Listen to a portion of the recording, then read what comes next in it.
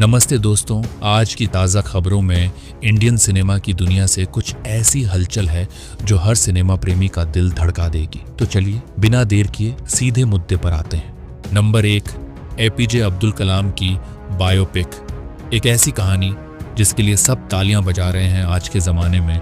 जब लोग बायोपिक सुनते ही मुंह फेर लेते हैं, एक ऐसा अनाउंसमेंट आया है जिसने सबको उत्साहित कर दिया। जी हाँ, ये फिल्म बनने जा रही है हमारे देश के लेजेंड मिसाइल मैन, पूर्व राष्ट्रपति डॉ. एपीजे अब्दुल कलाम की जिंदगी पर। हर कोई यही कह रहा है कि अगर किसी की बायोपिक बननी चाहिए तो वो कलाम सर की ही। और लीड रोल में है साउथ और बॉलीवुड के सुपरस्टार धनुष। धनुष का नाम ही काफ़ी है ये बताने के लिए कि वो किसी भी किरदार को स्क्रीन पर जीवंत कर देते हैं। उनका अभिनय ऐसा कि सिनेमा से ज़्यादा रियल लाइफ लगता है। लेकिन दोस्तों, यहाँ एक ट्विस्ट है। इस फिल्म के डायरेक्टर हैं ओम राउत। जी हाँ, वही ओम राउत जिनका नाम सुनते ही लोग थोड़ा सा कांप जाते हैं। आदि पुरुष में जो कुछ उन्होंने किया, उसका जख्म अभी तक लोगों के दिलों में ताज़ा है। भगवान राम के साथ वो जस्टिस नहीं कर पाए, वो भी तब जब उनके पास इंडस्ट्री का सबसे बड़ा एक्टर था। अब सवाल ये है कि क्या वो कलाम सर जैसे महान शख्सियत की कहानी को सही तरीके से पेश कर पाएंगे। फिल्म का चेहरा धनुष और दिमाग ओम राउत तो तय हो गया, लेकिन सपनों को हकीकत में बदलने के लिए चाहिए पैसा। और इस फिल्म को फंड कर रहे हैं कश्मीर फाइल्स के मेकर्स। अगर कोई शख्सियत है जो कश्मीर फाइल्स को पसंद करने वालों और नापसंद करने वालों को एक साथ जोड़ सकती है तो वो है कलाम सर। ये फिल्म जब रिलीज होगी तो इंडियन सिनेमा का मान बढ़ाने का दम रखती है। और कौन जानता है, शायद ओम राउत को तानाजी वाली इज्जत भी वापस मिल जाए। नंबर 2, छत्रपति शिवाजी महाराज। मराठा गौरव की नई कहानी। अब बात करते हैं एक और बड़े अनाउंसमेंट की। मराठा इतिहास के सबसे बड़े सुपर हीरो छत्रपति शिवाजी महाराज पर एक और धमाकेदार फिल्म की घोषणा हो चुकी है। लीड रोल में है रितेश देशमुख और सपोर्टिंग कास्ट में शामिल हैं संजय दत्त, अभिषेक बच्चन, जेनेलिया, फरदीन खान और सचिन खेड़ेकर जैसे बड़े नाम।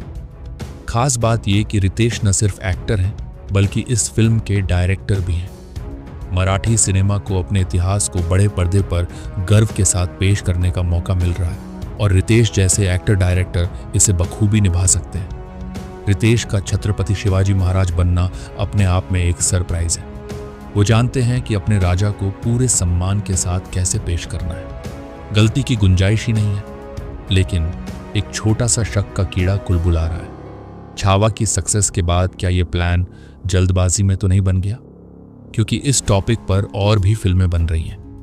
अक्षय कुमार और कांतारा फेम ऋषभ शेट्टी भी छत्रपति शिवाजी महाराज पर बड़े बजट की फिल्में बना रहे हैं। यहाँ सवाल ये है कि कहीं इस महान शख्सियत का नाम सिर्फ कमाई के लिए तो नहीं इस्तेमाल हो रहा। लोग तो शिवाजी महाराज को सिर्फ शिवाजी कहने पर ही भड़क जाते हैं। ऐसे में मेकर्स को बहुत संभल कर चलना होगा। जवाब अगले साल 1 मई 2026 को मिलेगा, जब रितेश की फिल्म रिलीज होगी। या तो छावा से भी ज्यादा सम्मान मिलेगा या फिर लालच हुआ तो ओम राउत जैसा हाल होगा। नंबर 3, हेरा फेरी 3। कोर्ट केस, ड्रामा और बाबू भैया का एग्जिट अब आते हैं उस खबर पर जिसने पूरी इंडस्ट्री को हिलाकर रख दिया। हेरा फेरी का वो डायलॉग याद है ना, पैसा ही पैसा होगा। लेकिन यहाँ तो उल्टा हो गया। पैसा ही पैसा नहीं होगा, क्योंकि अब कोर्ट केस की बारी है। खबर है कि परेश रावल उर्फ बाबू भैया ने हेरा फेरी 3 से किनारा कर लिया है।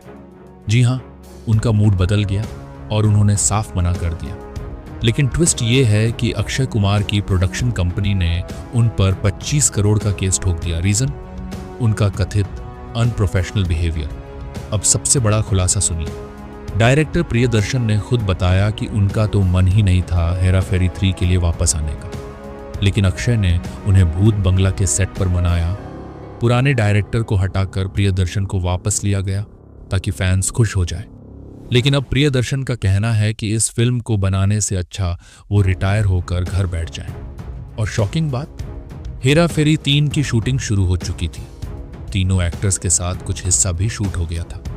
फिर अचानक बाबू भैया का एग्जिट हो गया। प्रियदर्शन ने यह भी कहा कि उन्हें परेश रावल के साथ काम करना बहुत पसंद है। उन्होंने उनके साथ सबसे ज्यादा हिंदी फिल्में बनाई हैं। यहाँ तक कि सुनील शेट्टी ने भी एक इंटरव्यू में कहा कि हेरा फेरी 3 का टीजर शूट हो चुका था और आईपीएल फाइनल तक रिलीज भी होने वाला था। लेकिन अब ये लड़ाई राजू, अक्षय बनाम बाबू भैया परेश की हो गई है। अब एक रूमर और उड़ रहा है। परेश रावल के किरदार को गोविंदा से रिप्लेस करने की बात चल रही है। सवाल ये है कि क्या आप गोविंदा को बाबू भैया की जगह देख पाएंगे? क्या आप बाबू भैया को भूल पाएंगे? आखिरी सवाल और एक छोटी सी रिक्वेस्ट तो दोस्तों, ये थी इंडियन सिनेमा की ताज़ा हलचल। एपीजे अब्दुल कलाम की बायोपिक हो, छत्रपति शिवाजी महाराज की कहानी हो या हेरा फेरी 3 का ड्रामा, हर खबर में कुछ नया और रोमांचक है। लेकिन आपकी राय क्या है? क्या ओम राउत कलाम सर की कहानी को सही से पेश कर पाएंगे? क्या रितेश देशमुख शिवाजी महाराज के किरदार में धमाल मचाएंगे? और सबसे बड़ा सवाल, क्या आप गोविंदा को बाबू भैया की जगह स्वीकार करेंगे? अपनी राय कमेंट में ज़रूर बताएं। अगर ये वीडियो आपको पसंद आई या कुछ शिकायत है तो मुझे कमेंट में पूछ सकते हो। बाकी थोड़ा इंतज़ार कीजिए, अगली बार फिर मिलेंगे एक नई कहानी के साथ। तब तक टेक केयर, बाय बाय।